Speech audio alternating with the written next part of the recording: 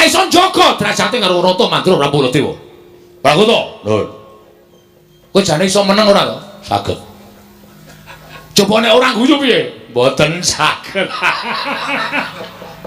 Kula niku nek guyu ngeten niki. Niki pun dadi watak kula. Jarine bapak kula simbok kula mbiyen kula lair cenger niku pun guyu. Mboten nangis.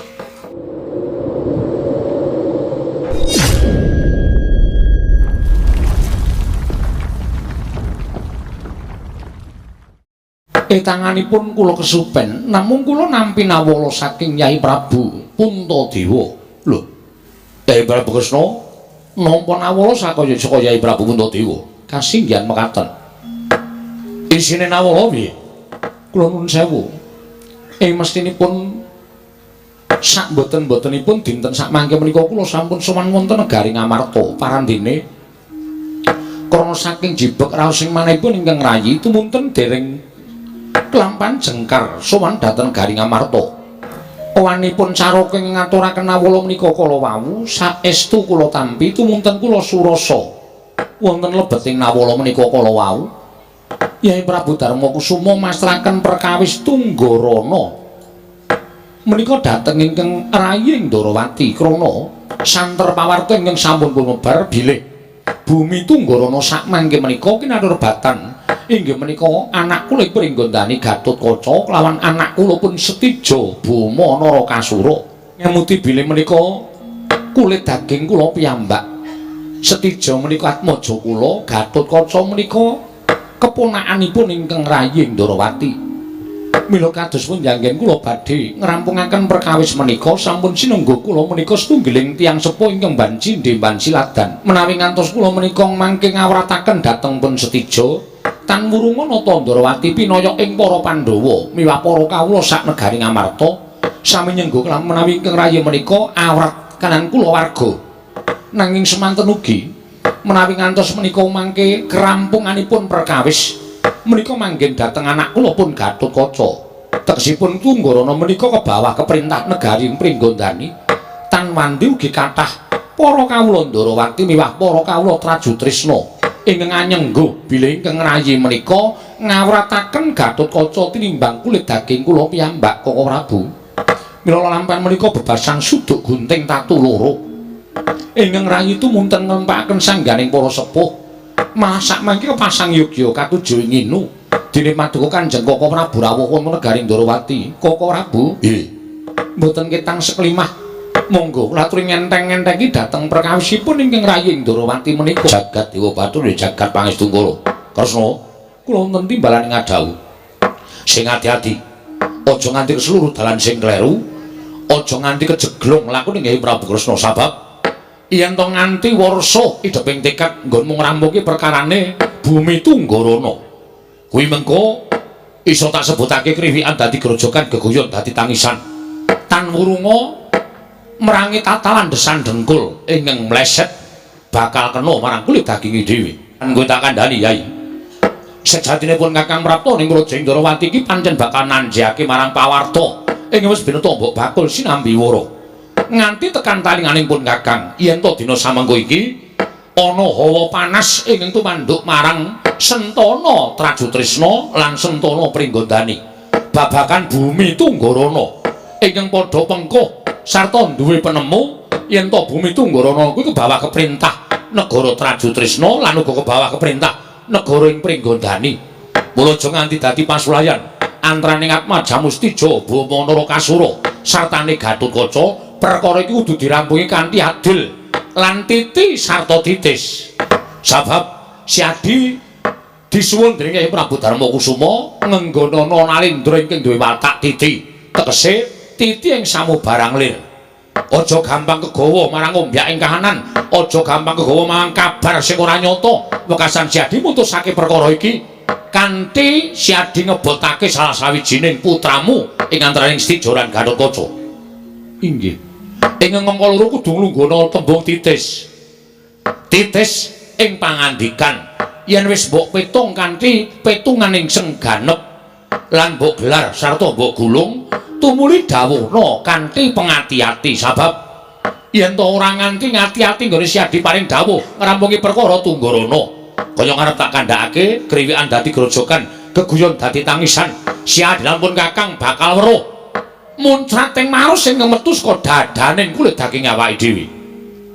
Inggih Koko Prabu, menika ing ndadosaken awrat raos sing manah kula. Lajeng kula kedah kados pundi Koko Prabu? Lah iki saiki manut karo Yai Kresna.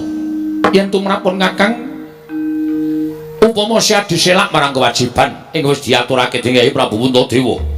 Sinengga Yai Prabu Ndrawati kesuwijining ratu ingkang ora tanggung jawab. Nanging yen to Siadi tetep bakal netepi kewajiban ngrampunge bumi Tunggarana. Saka penemunipun Kakang, rembug iki digawa ana ing parepatan gedhe. Tegese akeh para nalindra, akeh para satriya yen perlu brahmana dadi seksi kerampunganing kikis Tunggarana iki. Inggih Koko Prabu, menawi saking pamrayoginipun ingkang putra pun Samba menapa boten langkung prayogi Kakang Mas Tijo tuwin kadang kula pun Nyai Gatotkaca dipun kanthi pirembagan supados sakmangke saged terang terwaca perkawisipun bumi Tunggarana. Krana menika perkawis Trajutrisna miwah Pringgondani. Menawi ngantos Nalindra ing Trajutrisna tuwin Nalindra ing Pringgondani menika mangke boten kakanthi pirembagan ing lerekipun tumuju wonten bedamen tuwin kerampunganing perkawis.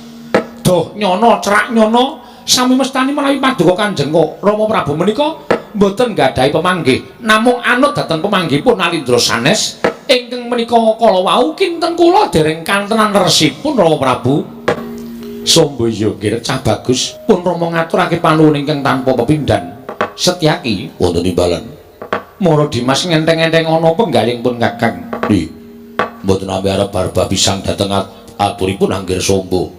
Nanging tumrap ingkang rayipun Setyaki kula sanget mathuk tuwin Gathuk menawi anggir Setijo miwah anggir Gatotkaca menika nggih kakanthi wonten ing pirembagan ageng wonten ing parepatan ageng ngrawuhaken para sepuh ingkang saestu ngertos dhateng sejarahipun bumi Tunggarana supados sakmangke boten wonten seling surup antawisipun Nalindra ing Trajutrisna miwah Nalindra ing Pringgondani. Jernyatanipun tasih putra paduka sedaya Koko Prabu. Iya, Setyaki ngaturaken panuwun tanpa pepindhan ya Dimas. Mboten dados menapa Kakang Pati Udawa piye munggo perkara iki ngelingi babagan Tunggarana. Lho sinuwun sintenipun dipun tunggangana menika sinten? Udawa wonten timbalan ing adhau bumi Tunggarana kok tunggangana iki. Iya pangapunten ladi makler menika kala wau. Iya nyuwun pangapunten diwaji anginipun menika sangat andadosaken mripat menika awrat. Dadi besake. Lho. Panjenengan sampun kados mekaten. Anggenipun dangu menika perkawis bumi Tunggarana. Merga Sinuwun Ndrawati ya Ratu Gustimu pinasran dening para Pandhawa supaya ngrampungake perkara bumi Tunggarana. Ingkang dadi rebutan antaraning Stija, anakmu Bama Narakasura lan Gatotkaca ing Pringgondani. Aja nganti dadi bentak sirah antaraning Nalindra loro mau. Piye carane supaya kabeh mau tinemu padha trimane lan Tunggarana ora dadi rebutan antaraning Trajutrisna lan Pringgondani. Menawi ndaratunipun ingkang abdi ing kepatihan ing Widara Kandhang Sinuwun. Dinten samangke parepatan menika dipun wontenaken wonten negari Ngamarta. Lan sedaya para sepuh, sedaya para Nalindra ing mangertos dhateng sejarah babagan bumi Tunggarana inggih kikis Tunggara menika dipun rawuhaken supados sakmangke saged nyariosaken lelampahan ingkang saknyatanipun babagan bumi Tunggarana. Kula kinten menawi paduka menika kapenggalih piyambak mboten wonten margi ingkang langkung sae kejawi namung ngawontenaken parepatan lan menawi paduka penggalih piyambak mboten wonten badhe wonten kerampunganipun diweji menika tumrap ingkang abdi pun Patih Udawa Sinuwun. Sikra ngrakit nawang sesangka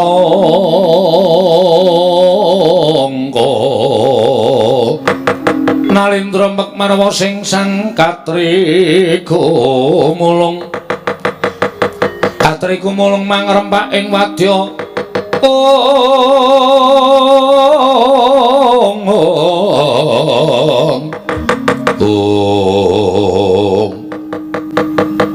niwangsuk mono madina rikala sasminaning sun jagat wasisaning Ubatara. Samba wonten timbalan ngadhau. apa ingin dadi aturira persasat kaya dene obor ingkang bakal paring pepadhang tumrap penggaling pun Rama. Banget pun Rama ngaturake panuwun ingkang tanpa pepindhan, ora nyono-nyono jebul Atmajaku kulup samba ingkang darbi penemu ingkang saknyata bakal ana pepadhang tumraping negara ing Trajutrisna lan Pringgondani. Iki keparipun maduka Kanjeng Rama Prabu kados pundi? Gandeng sira ingkang bisa ngaturake tumuli dina iki sira ingsun utus kalawan kadangku Yayi Dimas Setyaki. Nalika Prabu kepareng-paring dawuh menapa? Sira sakloro lumarapo marang negara Trajutrisna lan Pringgondani supaya Atmajaku Setija katimbalan sowan marang Praja Ngamarta. Semono uga Setyaki wonten timbalan sowan marang negara Pringgondani Atmajaku Gatotkaca aturana supaya sowan marang Praja Ngamarta bakal diajab rembugan kalawan para sepuh babakan bumi Tunggarana. Niki ngestaken dawuh lan jroning sira lumaku ana ing nedra Trajutrisna talitinen mubah musi ing para prajurit Trajutrisna. Sabab Samba wonten timbalan pun Rama rada kuwatir marang Nayaka lan Punggawa Trajutrisna ingkang racak-racak wujud buta ingkang satemene duwe watak betah buteng aniaya mubal babal kanepsaning para yaksa satemah nindakake pakarti ingkang ora sak mestine. Samba elekna nggih ngestaken dawuh matur yen to sira minangka dadi pengawak Ratu Ndarawati ingkang wajib nengahi perkara Tunggarana. Nggih ngestaken dawuh Setyaki wonten timbalan semono uga Wadyabala Pringgondani ingkang racak-racak wujud yaksa yen to bakal tumindak kang ora prayoga tumraping negara utawa ing bumi Tunggarana elingna ya Dimas. Nggih ngestaken dawuh lajeng pangantipun ingkang putra pun Samba benjang menapa Rama Prabu? Semandrigi ngerahipun Setyaki bidalipun benjang menapa? Ora ketang sambung baraca lintang padha budhal dina samengko. Yen wis ketemu kelawan Atmajaku Setija lan Atmajaku Gatotkaca kantinen gandengen tangane sowan ing negara Ngamarta. Niki ngestaken dawuh. Prastawa dhamel Kanjeng Rama kelan ana kula madal pasiran nyuwun pamit tambahing pangestu sing ati-ati aja kaya bocah cilik kulup Atmajaning Sun Kusuma Kilat Maka lain pepadhang Kresna. Ika Prabu mugi-mugi samangke saged dados sarana padhangipun lampahan praja ing Trajutrisna miwah Pringgondaning sami ngrebataken bumi Tunggarana. Lho la iya la mongko kawit biyen miturut sejarah ingkang tak tampa bumi Tunggarana kuwi bumi nalika semana lenggah sing minangka dadi adipati ki yen ora kleru Prabu Kala Pustaka kuwi andaning Prabu Trembuku kuwi ya kuwi Nayaka negara ing Pringgondani padha-padha swita dadi siswaning Prabu Pandhu Dewayana. Wiwit Sang Prabu Kala Pustaka kanthi tekan sprene ora ana lelakon ingkang kaya mengkene lah bareng saiki kok malah dadi geger ora karo-karuan. Dija ngakoni yen to negara ing utawa bumi Tunggarana kuwi dadi wengkon kebawah keprintah negara ing Trajutrisna. Semono uga Gatotkaca uga ngakoni yen to Tunggarana kuwi kebawah keprintah negara ing Pringgondani. Gusti aku tak takon, janjane perkarane apa to? Janjane perkarane apa? Koko Prabu. Miturut kabar ingkang sampun kula tampi, kathah para kawula Tunggarana ingkang sami nglewar saking wewengkon Tunggarana nderek wewengkon Pringgondani. Krana miturut aturipun para kawula wonten negari Pringgondani menika nggadahi raos ayem tuwin tentrem miwah pados sandang boga mboten kekirangan tumuli kathah para kawula Tunggarana ing sami nderek ngayom wonten projeng Pringgondani. Lelampar menika mbok menawi mboten dados renanipun manahipun anak kula pun Setija Bama Narakasura. Anggenipun kepengin sanget ugi saperangan kawula Tunggarana nderek dhateng wengkon ing Trajutrisna. Nanging nyatanipun namung sekedhik ingkang tumut dhateng Trajutrisna. Kata-kataipun malah langkung kathah matikel-tikel ingkang sami nderek dhateng wonten Pringgondani. Lelampahan kados mekaten menika mbok menawi wonten ingkang ngurup-urup wekasan andadosaken mletik manahipun anak kula pun Setija Bama Narakasura. Tumunten kepengin angembet utawi ngrengkuh Tunggarana menika dados wengkon negari Trajutrisna. Walah kuwi kaya ngono kuwi lho. Mula jaman saiki iki aja sok gampang percaya marang omongane wong. Jaman saiki aja sok gampang percaya marang kabar ingkang saknyatane kabeh mau sak temene ora ana nyatane. Inggih Koko Prabu. Wong urip ning alam padang kuwi yen duweni jati diri ing Wekasan bisa ngandaleni diri. Wong sing ora duweni jati diri, sing isane ming rubo-rubo gedang, kancane ngalor melu ngalor, kancane ngidul melu ngidul, kuwi tegese wong sing ora iso ngendhaleni diri. Wekasan uripe ming melu mrana, melu mrene, melu karo kanca kancane, ora duwe penemu dhewe kuwi. Wong kaya ngono iki gampang diobat-abitake marang kahanan. Inggih. Monggo jaman saiki sing digoleki ya wong-wong sing kaya ngono kuwi, sing gampang diobat-abitke marang kabar sing ora nyata. Wekasan iso didu marang sanak kadang, sedulur lan kanca ruwange. Kasinggihan mekaten Koko Prabu. Mula tak jaluk Siadi tetepno pangestu menengko dadi Nalindra Indrawati. Kawulamu wene ana ngerti aja gampang diblithuk dening wong liya.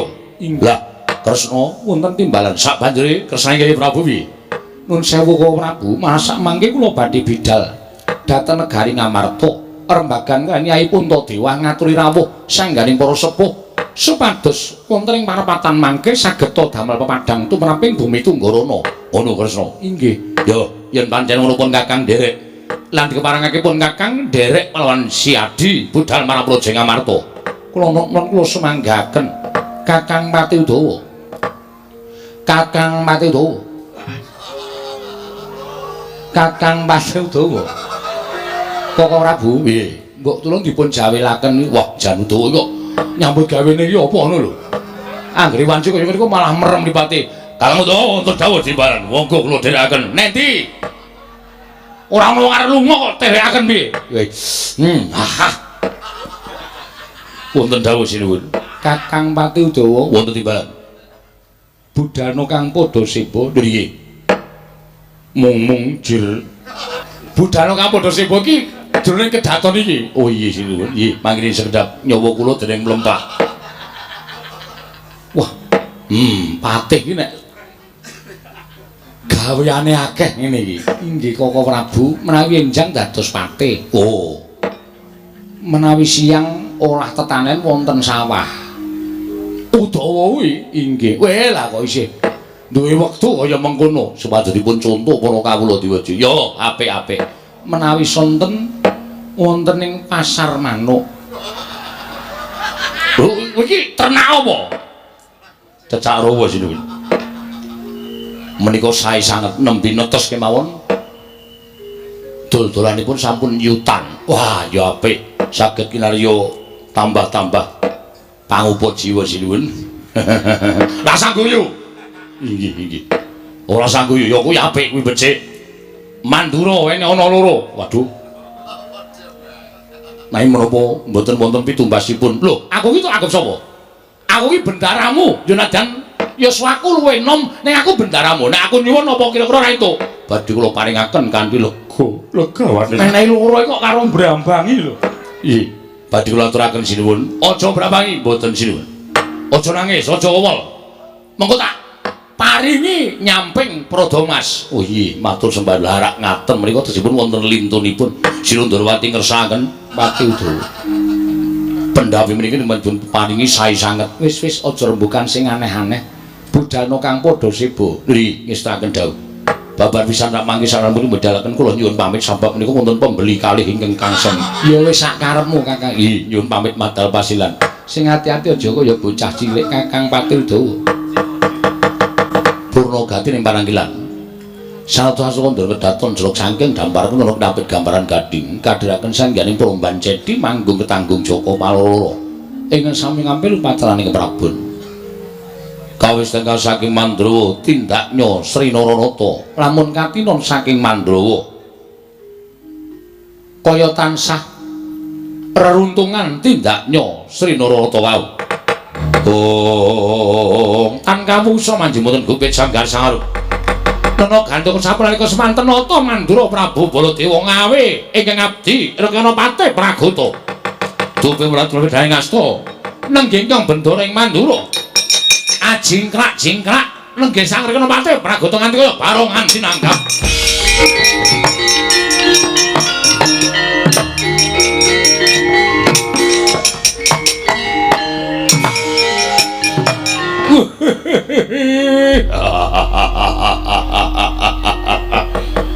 wonten dawuh kosinuwun panjenengan ngawe sanggihanipun para prajurit ingkang dipun caketaken namung sawanipun Patih Prakuta. Enten apa lho? Kula nyadong dawuh medal Jawi ngawe ngabdipun Patih Prakuta lho. Mboten kepareng paring pangandikan kok malah lajeng mekaten pasuryanipun. Kula nyadong dawuh. Prakuta wonten dawuh. Gusti aku tak takon karo kowe jane wangsul ngopi takonku iki. Iki wis tak ndem pirang-pirang taun. Wiwit aku dadi ratu. Petungaku kok sarwa mrucut. Wah, mboten kenceng niku. Piye? Mboten kenceng niku mesti merucut. Aja sembrono sik kowe tak kandhani. Nggih. Wangune lho, wangun-wangune. Nggih, wangune pripun? Aku ki sapa? Lho, jenenge karo jenenge dhewe kok lali. Aku ki sapa? Lampu. Prakuta wonten dawuh, aja sembrono. Aku ki ratu gustimu. Inggih. Nata Mandura Prabu Baladewa ki mung siji aku. Aku ratu gustimu. Inggih. Kowe pangkatmu apa? Patih. Patih ngendi? Patih Mandura. Tegese kowe nomor pira? 1 2 3 4 5. Wong nomor 2, wong nomor 2. Patih ki wakiling ratu. Nggih. Kowe iso ora njunjung derajate Baladewa? Lun, kowe iso ora njunjung derajate Baladewa? Saged mawon mestinipun dados kewajiban kula. Kula nek saged njunjung dhateng derajatipun Sinuwun Prabu Mandura jer panjenengan menika sembahan kula. Ngaten lho to. Ning lagak lagu lageanmu kuwi mirang-mirangke aku tak kandhani. Lho sebabipun kowe mirang-mirangke Baladewa. Aku tak takon, iki negarane sapa? Negari Ndarawati. Negarane sapa? Negaranipun ingkang rayi Prabu Sri Bathara Kresna. Iki negara Mandura dudu sanes. Mesine kowe wong Mandura tekan negarane wong liya iki nganggo tata krama unggah-ungguh. Ora sak penakmu dhewe. Kowe nek di papan gumuyu latah-latah nganti dirasani para kawula. Patih Mandura kae patih ora ngerti tata krama, ora ngerti unggah-ungguh. Kuto wonten dawuh. Mbok coba tak jak rembugan rasa guyu. Nggih, nek ketrucut ampun duka lho. Ketrucut aja supiye? Nek ketrucut kula guyu ampun duka. Ya, kowe tak kandhani. Apa perlune Baladewa sowan negara Ndarawati? Mboten ngertos. Nah, ngono kuwi penak. Nggih. Kowe tak kandhani. Yen to dina iki eneng perkara. Lho, perkaranipun sinten? Lah, ngono kuwi penak. Nggih. Perkara Traju Tresna karo Pringgondani. Lho. Rasa. Nggih. Rasa guyu. Ajeng. Pun ajeng. Diampat. Nggih. Apa to sababe kok Pringgondani karo Traju Tresna arep padha gejegan? Lah sebabipun menapa? Rebutan bumi Tunggarana. Rebutan bumi Tunggarana. Trenggana napa Tunggarana? Tunggarana. Nggih. Kuwi wewengkon ke bawah keperintah Pringgondani, tapel wates Traju Tresna karo Pringgondani. Nggih, lajeng Yai Prabu Sri Bathara Kresna kodheng penggalihe. Kodheng niku napa? Bingung. Oh, nggih. Tumuli matur karo panjenengan ingsun. Aku munjuk atur sang Yai Prabu Kresna takon nganake parapatan gedhe. Pasar gedhe, parapatan. Oh, nggih. Lajeng supaya para ratu-ratu dirawuhake ngrembug perkara bumi Tunggarana sebab yen nganti bumi Tunggarana iki ora ana kerampungane mengko bakal kriwikan dadi grojokan geguyon dadi tangisan. Oh, nggih lajeng menika kala wau lajeng maringipun Sinuwun Prabu Mandura kados pundi? Prakuta wonten dawuh, aku arep tedhak ning negara Ngamarta. Oh, nggih. Lajeng kowe ora usah melu. Lho, lajeng kula kadhawan menapa? Titihan ingsun Kyai Puspadenta Gajah Kyai Puspadenta ingkang tak titi saka negara Mandura Prapta negara Ndarawati. Gawanan kondur ning Praja Mandura. Lah niki sing berat teng mriki niki. Lho, berat piye?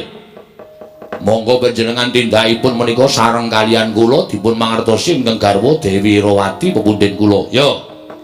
Menawi ngantos mangke ingkang garwa menika nyuwun priksa panjenengan tindak dhateng pundi kok kundur namung titianipun tok menika lak malah kula dipun dukani.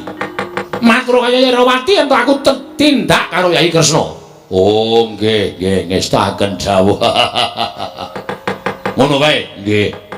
Lajeng menawi kula dipun dangu kunduripun Sinuwun Mandura, bali ku wis namung perkara tradisional pringgotan aku bali. Oh. Panjenengan nek ngendika kok cepet banget menika. Mboten ajrih menawi ketrikel menapa kesingsa. Aja aku dudu kowe dudu aku. Watake Baladewa kaya ngene, watake Pragota dhewe. Ha, ngaten kula bebas tertawa. Hus. Lah watake dhewe-dhewe kok dipenging niuripun. Wis kowe bali yo. Kowe bali yo. Oh nggih. Yai Puspadenta digawa. Nggih, ngestaken dawuh sinuwun. Namung sembah kula ingkang ndherekaken Jengkar Paduka Gusti kula Sinuwun Prabu Mandura. Ya, Pragota. Titip negara Mandura reksanen sawetara wektu. Oh nggih, ngestaken dawuh. Nyuwun pamit diwoji. Sing ati-ati aja kaya bocah cilik Patih Pragota. Mintonaken dewe kramanira kang kumitir.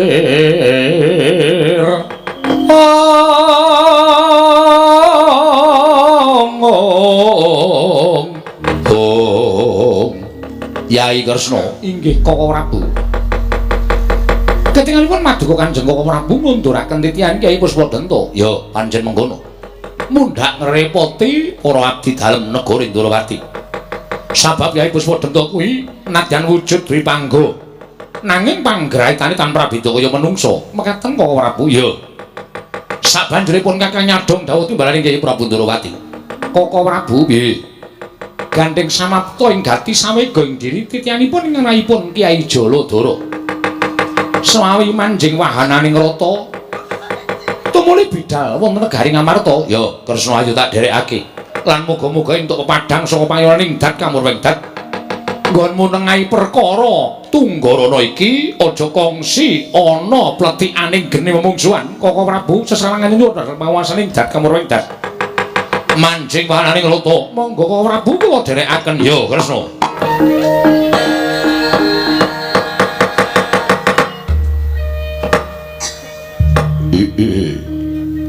Nunamit masang kaliman tabi tinebine ngiloduni dumawaing tawang towang nggir.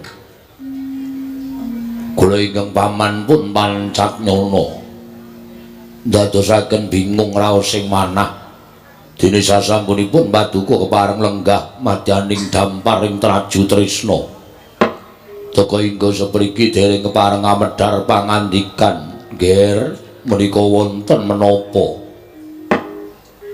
Menapa Paduka menggalihaken ingkang paman pun Pancatnyana menapa para wadyabala negaring traju tresna?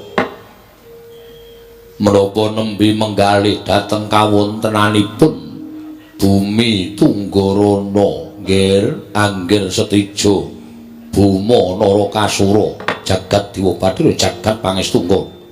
Paman kula wonten dawuh ora ana ing keduga gawe goreh penggalihing nalindra ing traju tresna ya setija Buma Narakasura. Kejaba ya mung Bumi Tunggarana bareng paman Pancatnyana paring dawuh apa setija menggalihake babagan Bumi Tunggarana. Paman apan kepara nyata yen to sejatine ingkang tak gagas tanulya kejaba mung Bumi Tunggarana paman. Lah dalah nuwun sewu ingkang dipun penggalih menapa malih to nggir. Jernyatanipun Bumi Tunggarana menika kebawah keperintah negaring traju tresna paman Pancatnyana wonten timbalan. Kusik aja kleru tampa. Satemene Bumi Tunggarana kuwi mapan ning tapel wates ing antaraning traju tresna lan Pringgondani. Mula aku ora duwe wenang netepake yen to Bumi Tunggarana kuwi dadi kewajibaning wong traju tresna. Lho, nuwun sewu. Lajeng kepareng Paduka anggir paring dawuh mekaten menika dasaripun menapa, Paman? Barang tak pitung nganggo nalar sing ganep kanggo njaga marang kalindraning nalindring traju tresna, kanggo njaga marang aruming asmaning setija Buma Narakasura lan aja nganti dumadi panca bakah ing antaraning wong Trajutrisna kelawan wong Pringgondani. Jernyatane Pringgondani kuwi kebawa keperintah. Ya kuwi Nalindra, adhiku dhewe Yai Prabu Gatotkaca. Apa ora sarudina ing ngatasé Trajutrisna lan Pringgondani padha regejegan, padha nganakake peperangan namung rembag babakan bumi Tunggarana. Mula paman lega legawaning penggaling Prabu Setija ora bakal melu-melu sarta ora bakal angucik marang kahanan bumi Tunggarana. Upama kawula Tunggarana kepengin melu marang Pringgondani, aku ikhlas lahir lan batin.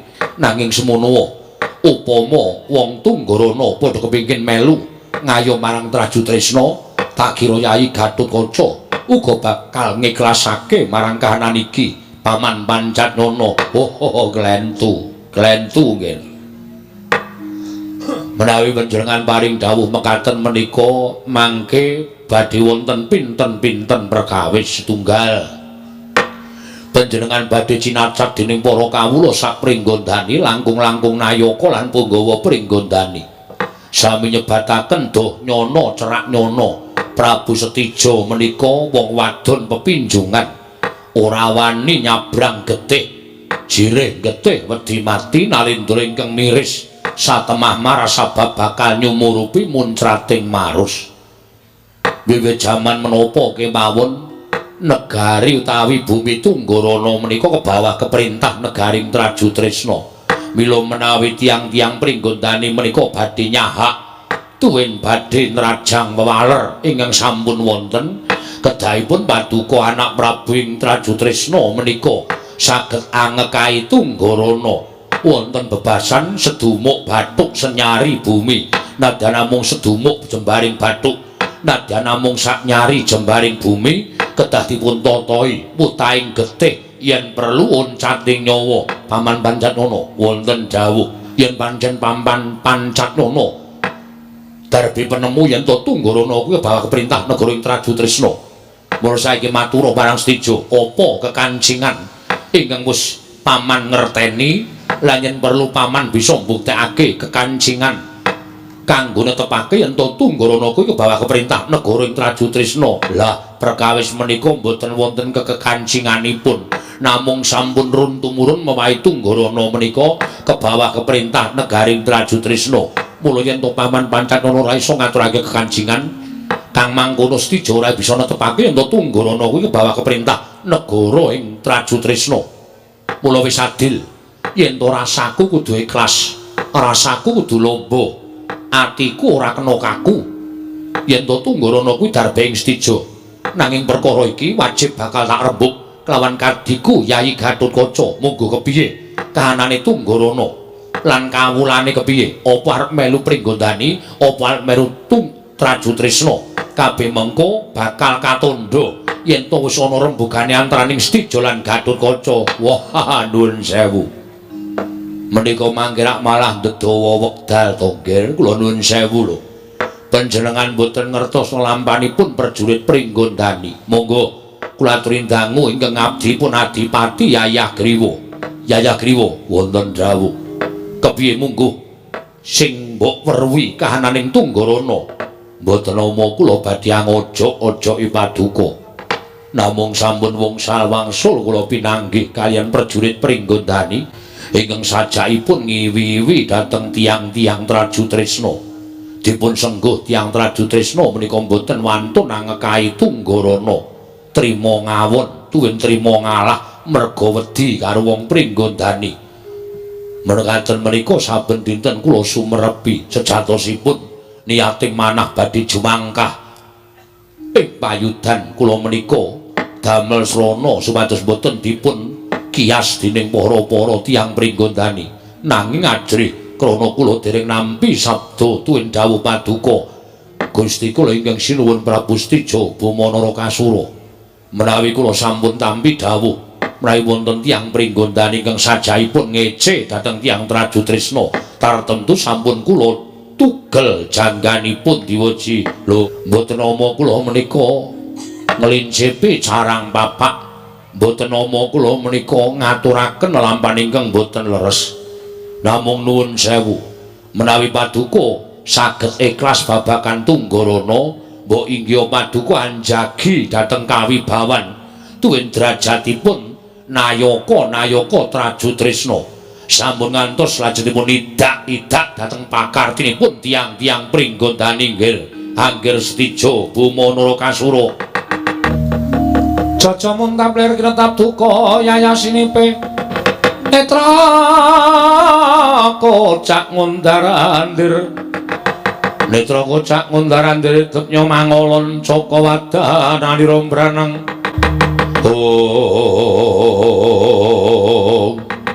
dereng ngantos paripasami balwacana kasarupraptanipun Digya Ancak Ugra ingkang mlajar dumrajak tanpa harapan karya kagat nata ing Trajutrisna ora pangling Ancak Ugra ingkang sowan iku ing ngabiyantara sinuwun eneng apa mlayu-mlayu tanpa tinimbalan ngabiyantara ning ngarsaning ingsun munggah ning Datulaya sewu-sewu kalapatanipun ingkang abdi Ancak Ugra mugi pareng wanglubirna sesamudra pangaksami mboten kanthi kanyana-nyana nalika kula jejagi wonten tapel wates negaring Trajutrisna wonten ing ereng-erenging bumi Tunggarana kula mangertos lampahipun prajurit ingkang arantak-arantak kathah sanget kumalebet gendera runtek umbul-umbul kekiter Hangendanu Yayah Himanda ing mangsa labuh sareng kula tiling-tilingaken paningal kula jebul menika bandera saking negaring Pringgondani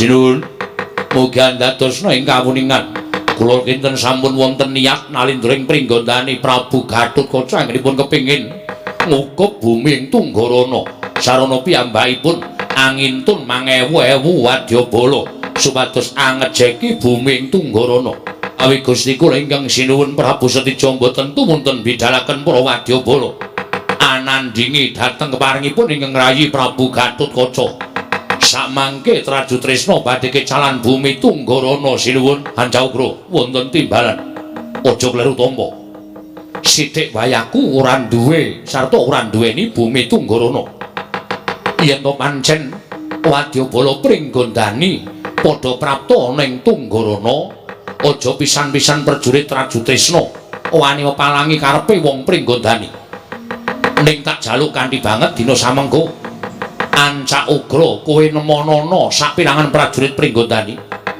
lan takonana karepe apa yen pancen karepe becik aja pisan-pisan ganggu karo wong Pringgondani nah yen karepe pancen niate bakal ngejeki bumi Tunggarana kowe bali matur marang panjenengan ingsun Purbawasesa apa ingkang bakal tak lakoni kabeh ana lambe atining Setija oh inggih ngestaken dawuh dieling-eling Ancak Ugra aja pisan-pisan wani ganggu gedene kowe wani gawe peperangan kelawan wong Pringgondani inggih ngestaken dawuh takonana luwih dhisik yen pancen niate ngejeki bumi Tunggarana baliya ning Trajutrisna matur marang panjenengan ingsun oh inggih ngestaken dawuh Tarwaca dawuh paduka kula nyuwun pamit madhal pasilan sing ati-ati bocah cilik Ancak Ugra niki ngestaken dawuh diwun paman Pancatnana wonten menapa dene ketingalipun sajak kuwatir dhateng lampahipun Ancak Ugra mboten namung kuwatir nggih namung sampun melang-melang raos sing manah kula ninggal jejabang wonten tepining Balumbang tan wandi paduka badhe kecalan Senopati lho Senopati sapa paman Ancak Ugra menika mangke badhe pejah rinanjak dening tiang-tiang Pringgondani krana kula ngertos pambeganipun tiang Pringgondani kula nuwun sewu lunggir sugengipun anak Prabu Trajutrisna menika kula nuwun sewu dereng sepinterna menawi katanding gesangipun ingkang paman Pancatnyana kula langkung apal kalian tiang-tiang Pringgondani menika mangke menawi lajeng kula mboten ngawat-awati lampahipun Ancak Ugra tan wurunga kula lan panjenengan badhe kecalan prajurit pinilih inggih menika pun Digya Ancak Ugra nggih angger Setija paman Pancatnyana wonten timbalan yen to pancen mengkono sira paman ingsun paringi Purbawasesa mangsa bara nggonira mranata marang para prajurit ning tak jaluk paman yen bisa dirembuk sarana pedamen aku ora kepengin gawe wiranging Kanjeng Rama Ndrawati ento nganti dadining pasulayan antaraning wong Pringgondani Darwaca dawuh paduka kula nyuwun pamit sing ati-ati aja kaya bocah cilik paman Pancatnyana kula nyuwun pamit wonten dawuh Gusti Pati Ancak Ugra wonten timbalan kaya aja methuke prajurit Pringgondani ijin tanpa ruang niat kula mboten awon namung kadhawuhan anjihaken wonten menapa dene prajurit Pringgondani baris wonten ing bumi Tunggarana iki mau Gusti ingkang sinuwun wis paring dawuh marang Pati Pancatnyana kowe iki nen nggawa wadyabala segelar papaman sarta kon nggawa piranti ning ayuda lho nuwun sewu Gusti Pati kula dipun utus sampun ngantos dumadiring pasulayan ora krungu gobokmu lagi wae tak kandhakake yen to sinuwun Prabu Setija Buma Narakasura ora nrimakake bumi Tunggarana diku jak-jakan wong Pringgondani kula ketapno wadyabala dina iki kudu dadi peperangan antaraning Traju Trisna lan Pringgondani lho lha kok dados mekaten dawuhipun sinuwun monggo panjenenganipun menika nalindra kok blindra-blindri kados banyu tumumpang godhong sindhe kowe ngerti apa tindakno dawuhing Pati Pancatnyana yo Ancak Ugra tindakno dawuhing Rekyana Pati Yayah Griwa ingin dadi cucuke ngajurit madeg Senopati ngrabasing wong Pringgondani. Oh inggih, naing ngaten ngestaken dawuh. Pangkatipun Ancak Ugra ketapno para wadyabala piye ana sing gamben-gamben aja nganti wong Traju Trisna kewirangan mungsuh wong Pringgondani. Sendika ngestaken dawuh Gusti Pati.